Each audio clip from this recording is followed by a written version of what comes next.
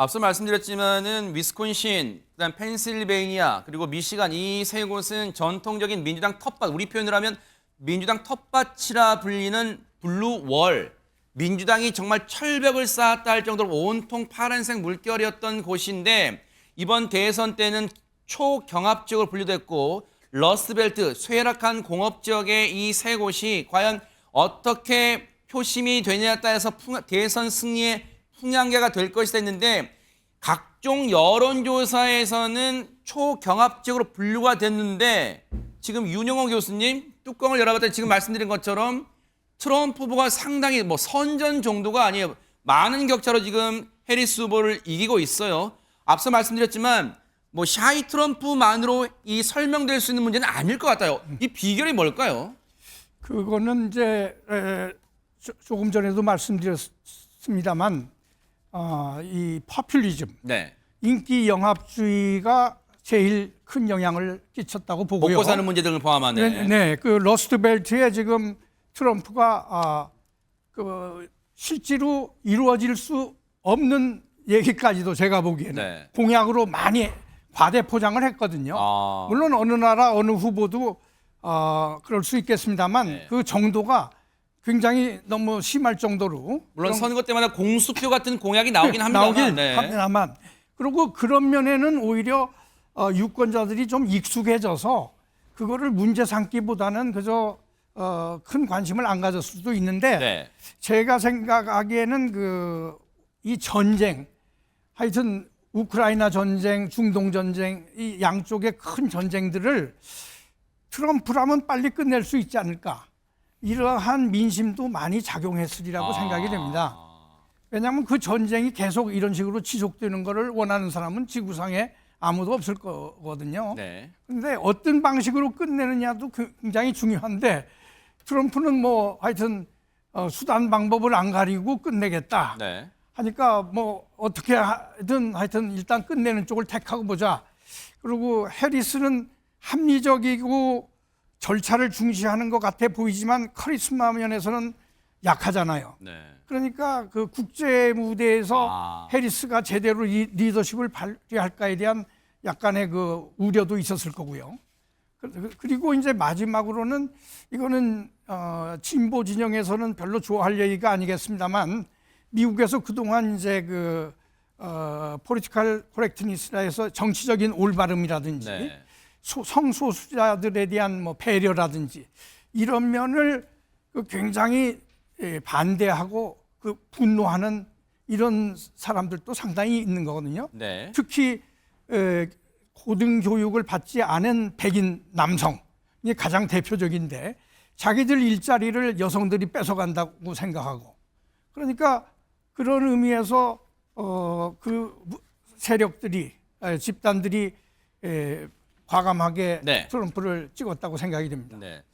지금 말씀해 주신 것처럼 이 여러 가지 이제 변수는 선거가 끝나봐야 미국 정치 전문가들도 여러 가지 분석을 내놓을 텐데 현재로서는 예상과는 달리 그리고 그 예상을 훨씬 뛰어넘게 이른바 샤이 트럼프, 각종 여론조사 때는 트럼프 후보를 지지합니다라고 대놓고 말하지 못했던 그런 유권자들이 이번 실제 투표에서는 트럼프 후보를 지지하는 표를 행사한 거 아닌가, 이렇게 일단은 조심스럽게 전망이 되고 있습니다. 지금 트럼프 후보가 팜비치, 플로리다, 자신의 자택이 있는 마러라고 별장이 있는 그 팜비치로, 플로리다로 이동하고 있다는 얘기는 들려오고 있고요. 아마 이동을 하게 되면 이 미국 현지는 지금 밤 시간입니다. 지금 보시는 것처럼 많은 지지자들이, 트럼프 후보 지지자들이 또 상징색인 빨간색 모자를 쓰고 트럼프 후보를 맞이할 준비가 되어 있고, 아마 현장에 대형 전광판이 설치된 것으로 보여 아마 자신들의 얼굴이 나오니까 지금 손을 들어 또 이 화면을 향해 손을 흔드는 모습도 저희가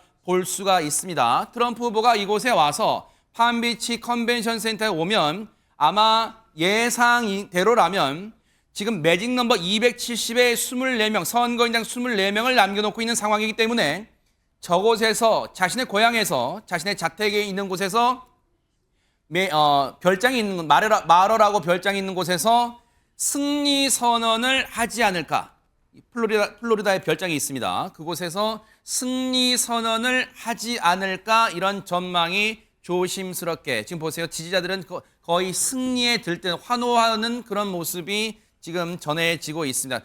여러분들 보시기에도 생생하게 표정으로 확인하실 수가 있습니다. 김세희 기자, 사실 이번 미국 대선을 앞두고 각종 분석들, 뭐 현지 언론이나 뭐 여론조사 전문가들은 이번에 해리스 후보와 트럼프 후보의 대결이 트럼프 후보의 지지층은 되게 명확하다. 남성, 흑인, 그리고 저학력층, 그리고 해리스 후보는 여성, 그리고 백인, 여성, 흑인, 그리고 고학력층 이렇게 뭔가 확연하게 구분될 것이다 했는데 지금의 어떤 개표 결과를 놓고 보면 그러한 분석조차도 상당히 무색해지고 있다. 이렇게 볼 수가 있겠어요. 네, 맞습니다. 이제 민주당 집도끼에는 뭐 흑인이나 라틴계 유권자들이 좀 굉장히 결집되어 있다. 이른바 유색인종들. 네, 맞습니다.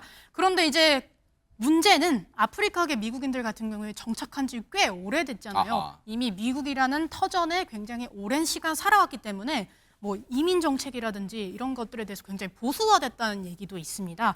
그래서 원래 전통적인 민주당 지지자였지만 뭐 불법 이민에 대한 반감이 생기거나 네. 아니면 민주당이 계속 얘기하는 그 정책적인 부분이 자신의 삶에 도움이 되지 않는다고 판단한다면 이제 무조건적으로 민주당을 뽑을 것이라는 그런 보장이 없게 된 거죠. 그래서 트럼프 전 대통령 같은 경우에는 당선되자마자 불법 이민자를 대거 색출해서 추방시키겠다 이런 얘기도 해서 네. 트럼프를 뽑지 않겠냐는 얘기도 되게 다양하게 나왔었습니다. 네. 이혜훈 의원님, 사실 두 후보의 이번 대선 슬로건을 놓고 봤을 때 유권자들은 해리스 후보의 슬로건 We will not go back. 우리는 과거로 돌아가지 않을 것이다. 즉 트럼프의 집권 시기 2016년 그때로 돌아가지 않을 것이다. 이 슬로건 구호와 트럼프 후보의 슬로건 미국을 더 위대하게 Make America Great Again 이걸만 놓고 봤을 때 유권자들은 결과적으로 내가 살고 있는 미국이 더 강해져야지 여기에 손을 들어주는 셈일까요? 어떻습니까? 그렇다고 보이는데요. 근데 이제 이런 거를 좀 짚고 싶어요. 네. 사실 이제 트럼프는 지속적으로 선거운동 내내 바이든 행정부가 경제에 실패했다, 낙제점이다. 이렇게 이제 어떻게 보면 더 씌우기를 했잖아요.